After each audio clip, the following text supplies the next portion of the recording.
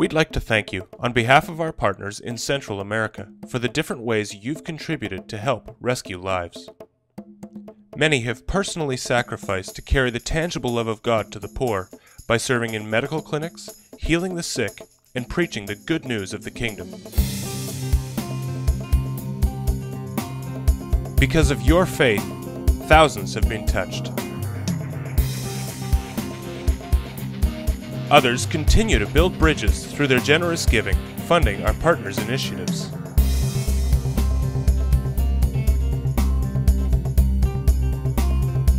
As you can see, you're helping to make a significant impact.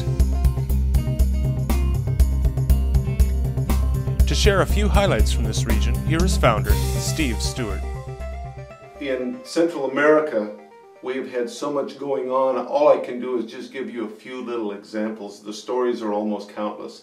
I remember when I first met Osvaldo and I saw what was going on with the feeding centers.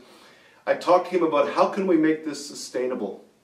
And I remember sitting around a table and dreaming and planning, and the result was that we've started a farm that produces crops several times a year to feed 2,500 kids. You know, a little while ago, I took a team with Osvaldo into a prison, a maximum security prison, and we fed about 1,100 men.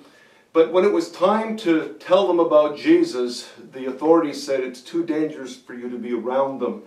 And so what we did was simply stayed behind a chain link fence as these men heard the gospel in their cell. At the end of preaching the gospel and giving them an invitation, Osvaldo said, God can see you, we can't, but if you've asked Jesus into your heart, why don't you just raise your hand where you are? And I will never forget what I saw. Looking across the field through these small barred windows all over the prison, I saw where men had climbed up on their bunks and were waving their hand in the windows. It was a remarkable, remarkable sight. I was down in Nicaragua just about 2 months ago, and they'd had terrible floods. The rain went on day after day, and in fact the government called a state of emergency and contacted Osvaldo to say, could you help us? We've had to evacuate 2 villages, and there are 8 days in a building. They need medical help. And so 22 of us hopped into some trucks, and we headed through the storm for about an hour and a half. And what we found was 250 people staying in this large concrete block, really. And we had opportunity to give them care packages, give medical treatment to everyone. And in the midst of it, I began to talk to them about Jesus. And as I shared that this rain was not a punishment from God, and that indeed they had a Father in heaven who loved them, and invited them to receive Christ, almost every single person did so. And this was followed immediately with remarkable healings, cataracts instantly dissolving, pain that they'd had for months, one woman for 3 years, all gone. You know, another area that we work is in Haiti, and we have a remarkable young man named Reginald. Last January, many of you would know that my wife Christina and Adam Levecki were caught in the earthquake. It was miraculous that they survived as the building came down all around them. But as follow-up to that, we took a team of almost 50 people in June to Haiti. We saw amazing things. In fact, of all of the trips in all of the years, I don't know if I ever saw as much healing. One night, 4,000 people gathered out in a field in front of a collapsed stadium. And after I shared Christ with them, and again, many gave their lives to the Lord, healing broke out. In an hour, we saw conservatively 1,000 people healed. You know, Reginald is a wonderful partner of ours. And he has led a whole bunch of people to Christ since the earthquake and has started a church of new believers. And in the midst of the devastation of the poverty we can hardly even understand, he shared with his church of young believers about a village that was in great, great need. 48 of them headed up the hills.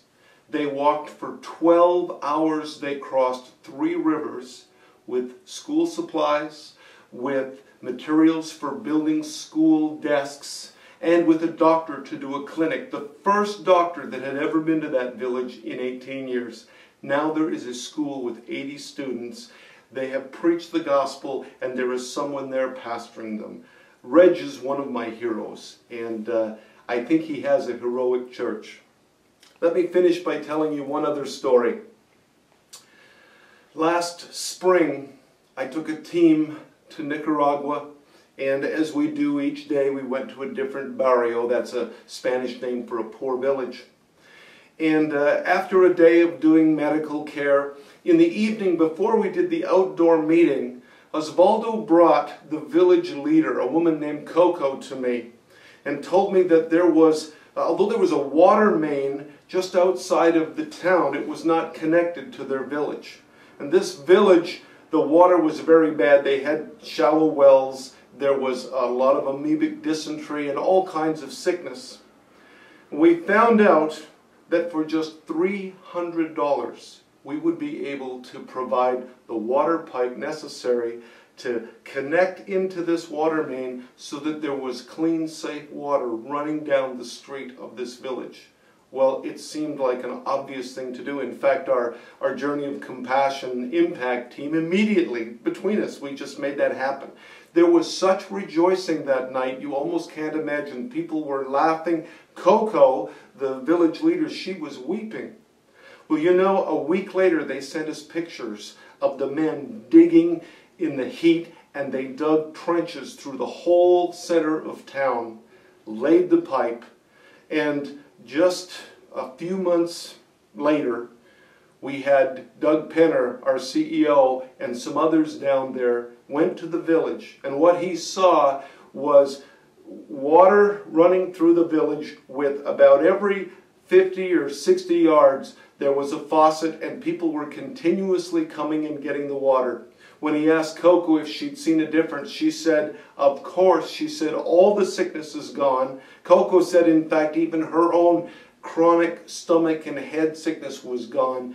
And this is the result of some people who saw a need and were able to meet it.